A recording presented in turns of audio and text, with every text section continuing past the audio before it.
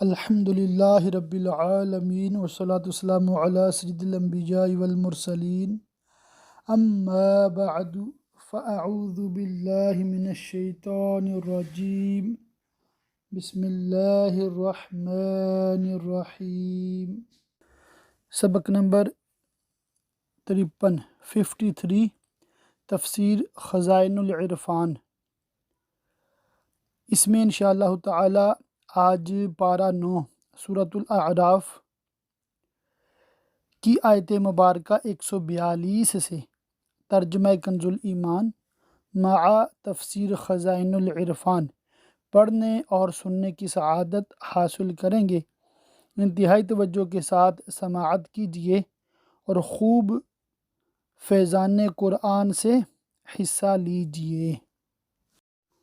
اور ہم نے موسیٰ سے تورات عطا فرمانے کے لیے ماہ ذوالقعدہ کی 30 رات کا وعدہ فرمایا اور ان میں ذوالحجہ کی 10 اور بڑھا کر پوری کی، تو اس کے رب کا وعدہ پوری 40 رات کا ہوا۔ حضرت موسیٰ علیہ السلام کا بنی اسرائیل سے وعدہ تھا کہ جب اللہ تعالیٰ ان کے دشمن فرعون کو ہلاک فرما دے تو وہ ان کے پاس اللہ تعالیٰ کی جانب سے ایک کتاب لائیں گے جس میں حلال اور حرام کا بیان ہوگا۔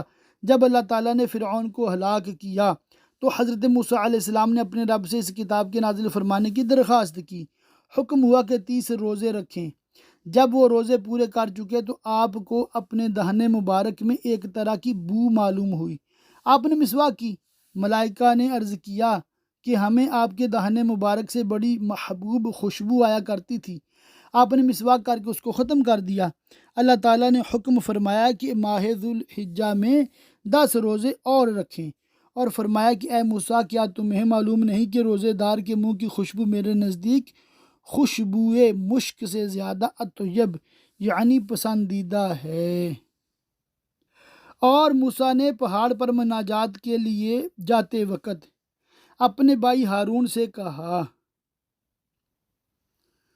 میری قوم پر میرے نائب رہنا اور اصلاح کرنا اور فسادیوں کی راہ کو دخل نہ دینا، یعنی ان کے راستے پر نہ چلنا۔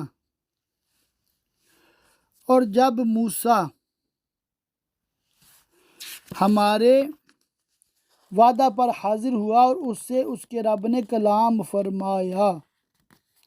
آیت سے ثابت ہوا کہ اللہ تعالیٰ نے حضرت موسیٰ علیہ السلام سے کلام فرمایا۔ اس پر ہمارا ایمان ہے اور ہماری کیا حقیقت ہے کہ ہم اس کلام کی حقیقت سے بحث کر سکیں۔ اخبار یعنی روایتوں میں وارد ہے کہ جب حضرت موسیٰ علیہ السلام کلام سننے کے لیے حاضر ہوئے تو آپ نے طہارت کی اور پاکیزہ لباس پہنا اور روزہ رکھ کر طور سینہ میں حاضر ہوئے۔ اللہ تعالیٰ نے ایک ابر نازل فرمایا جس نے پہاڑ کو ہر طرف سے بقدر 4 فرسنگ کے ڈھک لیا۔ شیاطین اور زمین کے جانور حتیٰ کہ ساتھ رہنے والے فرشتے تک وہاں سے علیحدہ کر دیے گئے، اور آپ کے لیے آسمان کھول دیا گیا۔ تو آپ نے ملائکہ کو ملاحظہ فرمایا کہ ہوا میں کھڑے ہیں، اور آپ نے عرش الہی کو صاف دیکھا یہاں تک کہ الواح پر کلموں کی آواز سنی، اور اللہ تعالیٰ نے آپ سے کلام فرمایا۔ آپ نے اس کی بارگاہ میں اپنے معروضات پیش کیے، اس نے اپنا کلام کریم سنا کر نوازا۔ حضرت جبریل علیہ السلام آپ کے ساتھ تھے، لیکن جو اللہ تعالیٰ نے حضرت موسیٰ علیہ السلام سے فرمایا وہ انہوں نے کچھ نہ سنا۔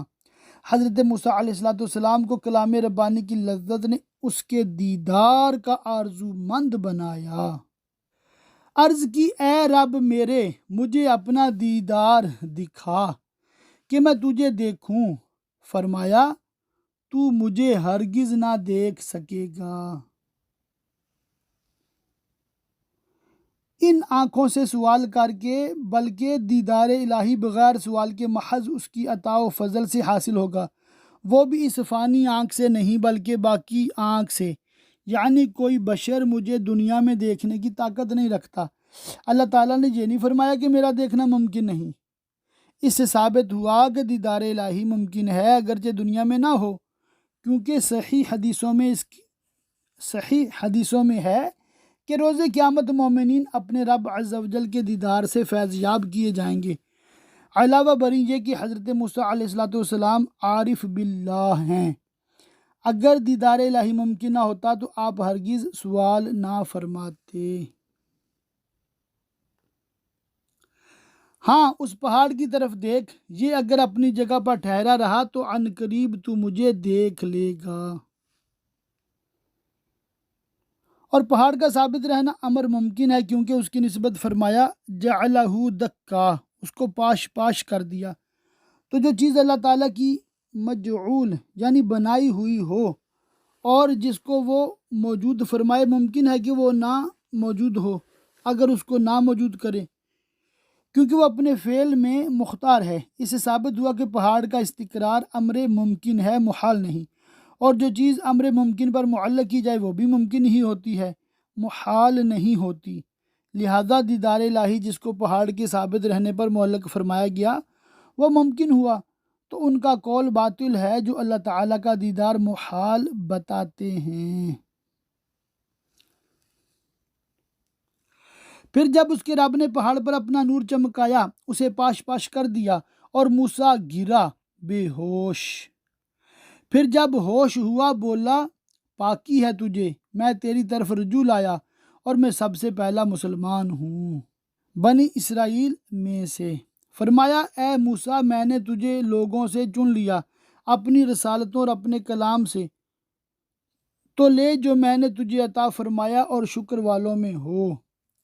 اور ہم نے اس کے لیے تختیوں میں توریت کی جو 7 یا 10 تھیں، زبرجد کی یا زمرد کی،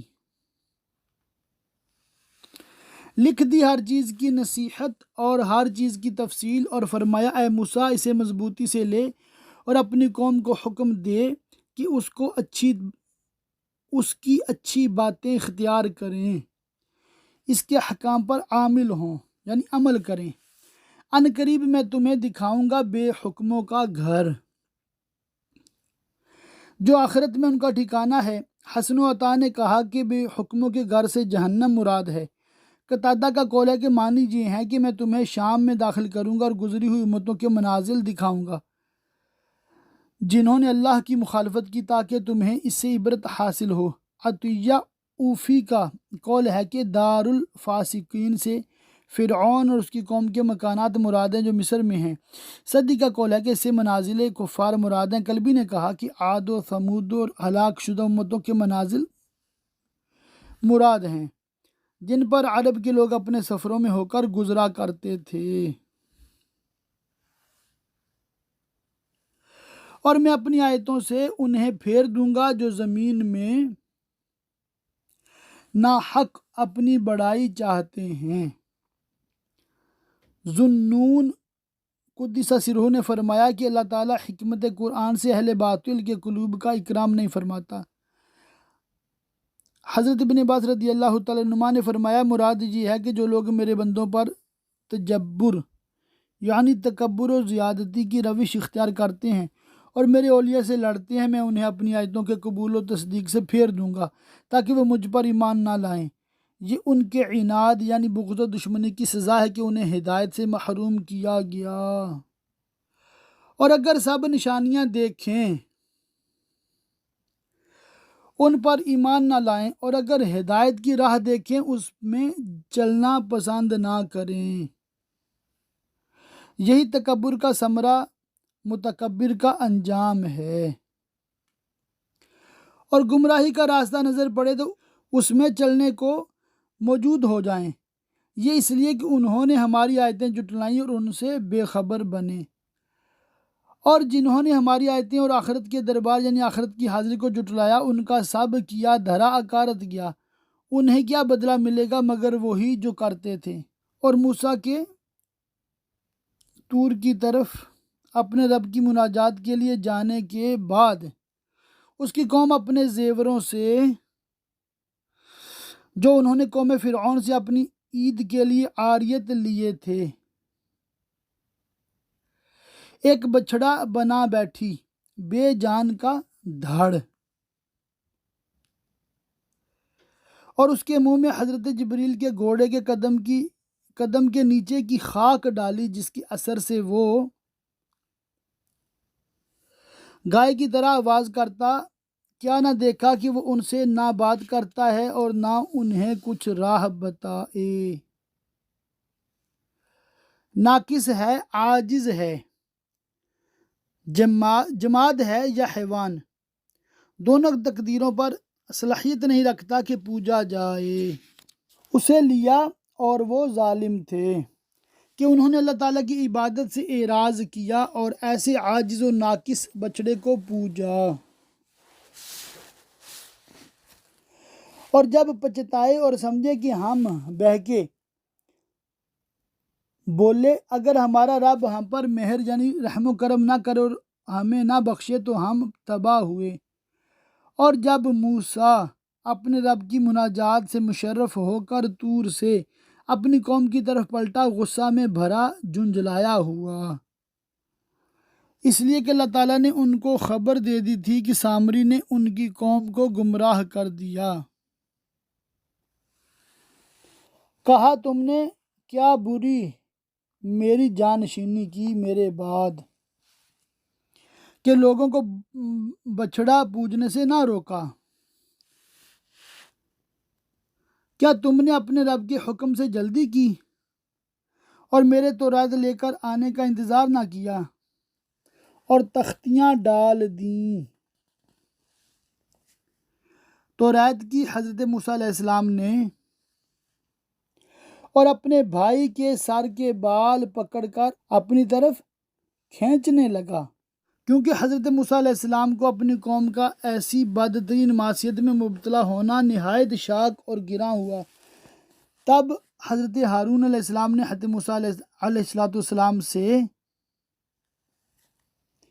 کہا، اے میرے ماں جائے، میں نے قوم کو روکنے اور ان کو واضح نصیحت کرنے میں کمی نہیں کی، لیکن قوم نے مجھے کمزور سمجھا اور قریب تھا کہ مجھے مار ڈالیں، تو مجھ پر دشمنوں کو نہ ہنسا اور میرے ساتھ ایسا سلوک نہ کرو جس سے وہ خوش ہوں، اور مجھے ظالموں میں نہ ملا۔ حضرت موسیٰ علیہ السلام نے اپنے بھائی کا عذر قبول کر کے بارگاہ الہی میں عرض کی، اے رب میرے، مجھے اور میرے بھائی کو بخش دے۔ اگر ہم میں سے کسی سے کوئی افراط یا تفرید، کمی یا بیشی ہو گئی، یہ دعا اپنے بھائی کو راضی کرنے اور اعداء کی شماتت رفع، دشمن کے خوش ہونے کو دور کرنے کے لیے فرمائی۔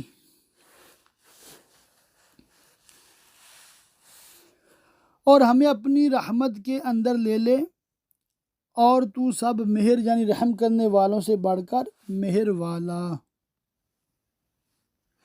بے شک وہ جو بچڑا لے بیٹھے، عنقریب انہیں ان کے رب کا غضب اور ذلت پہنچنا ہے دنیا کی زندگی میں، اور ہم ایسا ہی بدلہ دیتے ہیں بہتان ہائیوں یعنی بہتان باندھنے والوں کو۔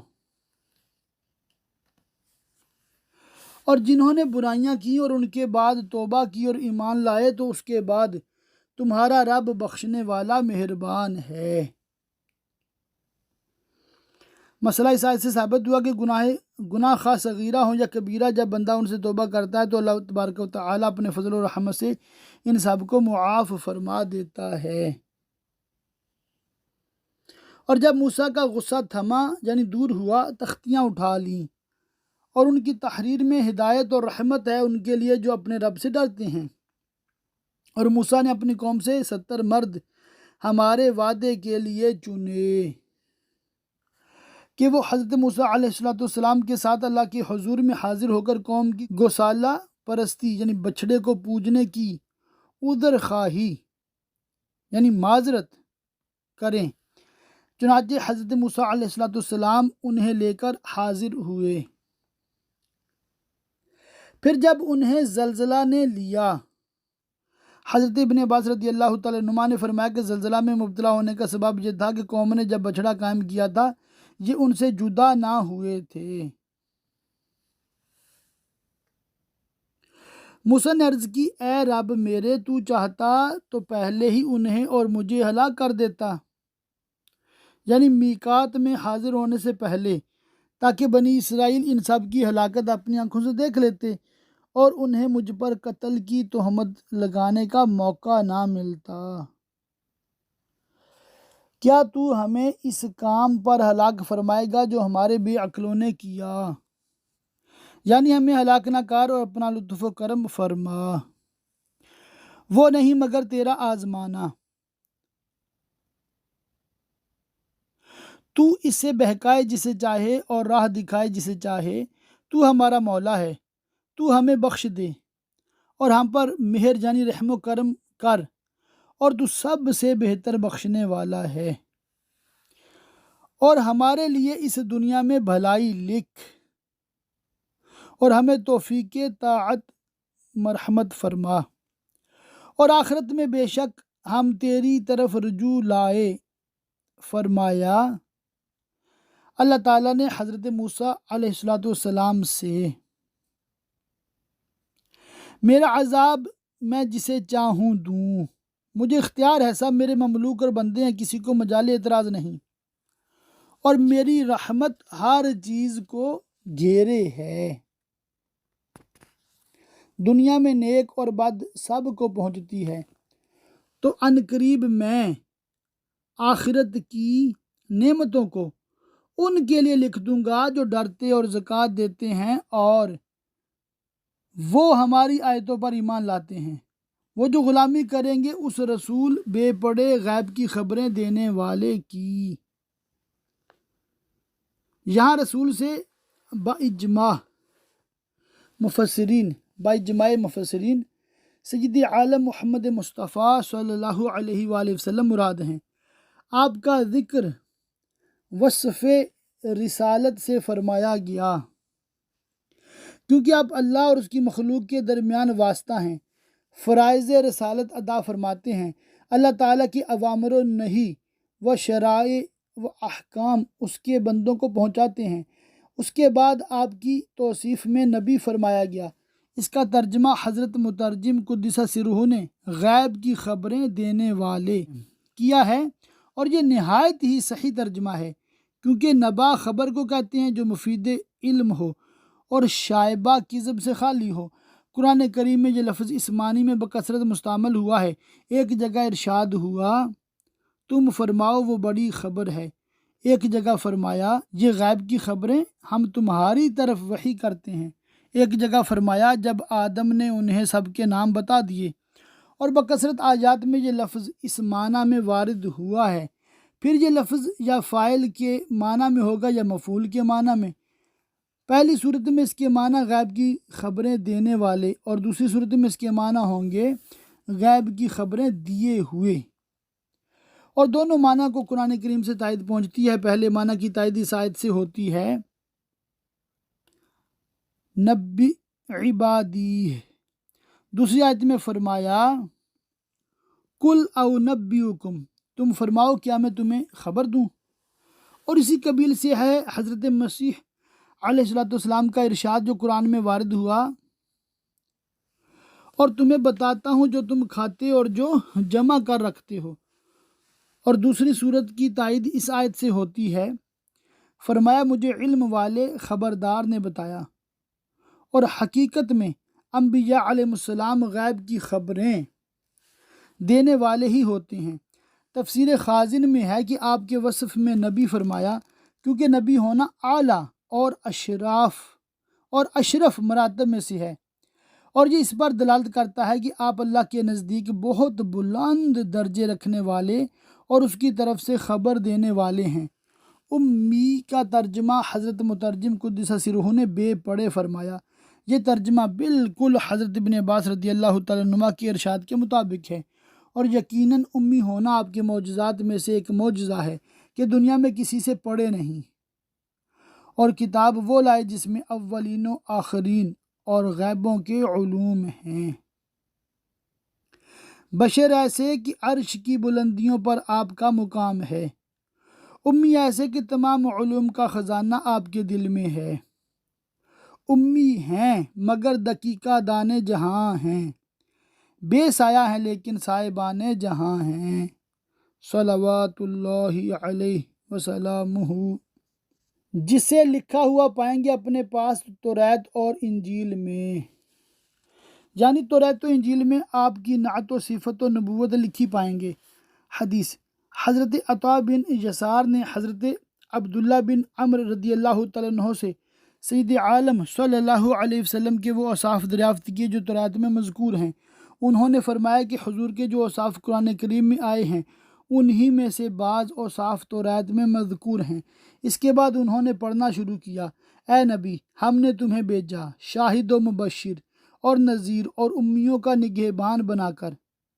تم میرے بندے اور میرے رسول ہو۔ میں نے تمہارا نام متوکل رکھا، نہ بدخلق ہو، نہ سخت مزاج، نہ بازاروں میں آواز بلند کرنے والے، نہ برائی کو دفع کرو، لیکن خطا کاروں کو معاف کرتے ہو اور ان پر احسان فرماتے ہو۔ اللہ تعالیٰ تمہیں نہ اٹھائے گا جب تک کہ تمہاری برکت سے غیر مستقیم ملت، سیدھے راستے سے بھٹکے ہوئے لوگوں کو اس طرح راست یعنی راہ حق پر نہ فرما دے کہ لوگ صدق و یقین کے ساتھ لا الہ الا اللہ محمد الرسول اللہ پکارنے لگیں، اور تمہاری بدولت اندھی آنکھیں بینا اور بہرے کان شنوا یعنی سننے والے اور پردوں میں لپٹے ہوئے دل کشادہ ہو جائیں۔ اور حضرت کعب سے حضور کی صفات میں توریت شریف کا یہ مضمون بھی منقول ہے کہ اللہ تعالیٰ نے آپ کی صفت میں فرمایا کہ میں انہیں ہر خوبی کے قابل کروں گا اور ہر خلق کریم عطا فرماؤں گا، اور اطمینان قلب و وقار کو ان کا لباس بناؤں گا، اور طاعت و احسان کو ان کا شعار کروں گا، اور تقوی کو ان کا ضمیر، اور حکمت کو ان کا راز، اور صدق و وفا کو ان کی طبیعت، اور عفو و کرم کو ان کی عادت، اور عدل کو ان کی سیرت، اور اظہار حق کو ان کی شریعت، اور ہدایت کو ان کا امام، اور اسلام کو ان کی ملت بناؤں گا۔ احمد ان کا نام ہے، خلق کو ان کے صدقے میں گمراہی کے بعد ہدایت، اور جہالت کے بعد علم و معرفت، اور گمنامی کے بعد رفعت و منزلت عطا کروں گا، اور انہی کی برکت سے قلت کے بعد کثرت، اور فقر کے بعد دولت، اور تفرقے کے بعد محبت عنایت کروں گا۔ انہی کی بدولت مختلف قبائل غیر مجتمع خواہشوں اور اختلاف رکھنے والے دلوں میں الفت پیدا کروں گا، اور ان کی امت کو تمام امتوں سے بہتر کروں گا۔ ایک اور حدیث میں توریت شریف سے حضور کے یہ اوصاف منقول ہیں: میرے بندے احمد مختار، ان کا جائے ولادت مکہ مکرمہ اور جائے ہجرت مدینہ طیبہ ہے۔ ان کی امت ہر حال میں اللہ کی کثیر حمد کرنے والی ہے۔ یہ چند نقول احادیث سے پیش کیے گئے کتب الہیہ حضور سید عالم صلی اللہ تعالیٰ علیہ وآلہ وسلم کی نعت و صفت سے بری ہوئی تھیں۔ اہل کتاب ہر قرن یعنی زمانے میں اپنی کتابوں میں تراش خراش کرتے رہے، اور ان کی بڑی کوشش اس پر مسلط رہی کہ حضور کا ذکر اپنی کتابوں میں نام کو نہ چھوڑیں۔ توریت، انجیل وغیرہ ان کے ہاتھ میں تھیں، اس لیے انہیں اس میں کچھ دشواری نہ تھی، لیکن ہزاروں تبدیلیاں کرنے کے بعد بھی موجودہ زمانہ کی بائبل میں حضور سید عالم صلی اللہ علیہ وسلم کی بشارت کا کچھ نہ کچھ نشان باقی رہ ہی گیا۔ چنانچہ British and foreign Bible society Lahore 1931 عیسوی کی چھپی ہوئی بائبل میں یوحنا کی انجیل کے باب 14 کی 16ویں آیت میں ہے: اور میں باپ سے درخواست کروں گا تو وہ تمہیں دوسرا مددگار بخشے گا کہ ابد تک تمہارے ساتھ رہے۔ لفظ مددگار پر حاشیہ ہے، اس میں اس کے معنی وکیل یا شفیع لکھے تو اب حضرت عیسیٰ علیہ السلام کے بعد ایسا آنے والا جو شفیع ہو اور ابد تک رہے، یعنی اس کا دین کبھی منسوخ نہ ہو، بجز سید عالم صلی اللہ علیہ وسلم کے کون ہے؟ پھر 29ویں 30ویں آیت میں ہے: اور اب میں نے تم سے اس کے ہونے سے پہلے کہہ دیا ہے تاکہ جب ہو جائے تو تم یقین کرو۔ اس کے بعد میں تم سے بہت سی باتیں نہ کروں گا، کیونکہ دنیا کا سردار آتا ہے اور مجھ میں اس کا کچھ نہیں۔ کیسی صاف بشارت ہے! اور حضرت مسیح علیہ السلام نے اپنی امت کو حضور کی ولادت کا کیسا منتظر بنایا اور شوق دلایا ہے، اور دنیا کا سردار خاص سید عالم کا ترجمہ ہے، اور یہ فرمانا کہ مجھ میں اس کا کچھ نہیں، حضور کی عظمت کا اظہار اور اس کے حضور اپنا کمال ادب و انکسار ہے۔ پھر اسی کتاب کے باب 16 کی 7ویں آیت ہے، لیکن میں تم سے سچ کہتا ہوں کہ میرا جانا تمہارے لیے فائدہ مند ہے، کیونکہ اگر میں نہ جاؤں تو وہ مددگار تمہارے پاس نہ آئے گا، لیکن اگر جاؤں گا تو اسے تمہارے پاس بھیج دوں گا۔ اس میں حضور کی بشارت کے ساتھ اس کا بھی صاف اظہار ہے کہ حضور خاتم الانبیاء ہیں۔ آپ کا ظہور جب ہی ہوگا جب حضرت عیسیٰ علیہ السلام بھی تشریف لے جائیں۔ اس کی 13ویں آیت ہے، لیکن جب وہ یعنی سچائی کا روح آئے گا تو تم کو تمام سچائی کی راہ دکھائے گا، اس لیے کہ وہ اپنی طرف سے نہ کہے گا، لیکن جو کچھ سنے گا وہی کہے گا اور تمہیں آئندہ کی خبریں دے گا۔ اس آیت میں بتایا گیا کہ سید عالم صلی اللہ علیہ وسلم کی آمد پر دین الہی کی تکمیل ہو جائے گی اور آپ سچائی کی راہ یعنی دین حق کو مکمل کر دیں گے۔ اس سے یہی نتیجہ نکلتا ہے کہ ان کے بعد کوئی نبی نہ ہوگا اور یہ کلمے کہ اپنی طرف سے نہ کہے گا، جو کچھ سنے گا وہی کہے گا، خاص ما ینطق عن الہوی ان ہوا الا وحی یوحی کا ترجمہ ہے، اور یہ جملہ کہ تمہیں آئندہ کی خبریں دے گا، اس میں صاف بیان ہے کہ وہ نبی اکرم صلی اللہ علیہ وسلم غیبی علوم تعلیم فرمائیں گے، جیسا کہ قرآن کریم میں فرمایا، اور تمہیں وہ تعلیم فرماتا ہے جس کا تمہیں علم نہ تھا، اور یہ نبی غیب بتانے میں بخیل نہیں، وہ انہیں بھلائی کا حکم دے گا اور برائی سے منع فرمائے گا، اور ستھری چیزیں ان کے لیے حلال فرمائے گا اور گندی چیزیں ان پر حرام کرے گا، اور ان پر سے وہ بوجھ یعنی سخت تکلیفیں جیسے کہ توبہ میں اپنے آپ کو قتل کرنا اور جن اعضاء سے گناہ صادر ہوں ان کو کاٹ ڈالنا، اور گلے کے پھندے یعنی حکام شاقہ، وہ حکام جن پر عمل کرنا دشوار ہو، جیسے کہ بدن اور کپڑے کے جس مقام کو نجاست لگے اس کو کینچی سے کاٹ ڈالنا، اور غنیمتوں کو جلانا، اور گناہوں کا مکانوں کے دروازوں پر ظاہر ہونا وغیرہ۔ جو ان پر تھے اتارے گا تو وہ جو اس پر یعنی محمد مصطفیٰ صلی اللہ علیہ وسلم پر ایمان لائیں اور اس کی تعظیم کریں اور اسے مدد دیں اور اس نور کی پیروی کریں جو اس کے ساتھ اترا۔ اس نور سے قرآن شریف مراد ہے، جس سے مومن کا دل روشن ہوتا ہے اور شک و جہالت کی تاریکیاں دور ہوتی ہیں اور علم و یقین کی ضیاء پھیلتی ہے، وہی بامراد ہوئے۔ اللہ تعالی ہم سب کو علم دین سیکھنے، عمل کرنے، یاد رکھنے، دوسروں تک پہنچانے کی توفیق رفیق مرحمت فرمائے، آمین بجاہ النبی الامین وصلی اللہ تعالی علیہ وآلہ وصحبہ وبارک وسلم۔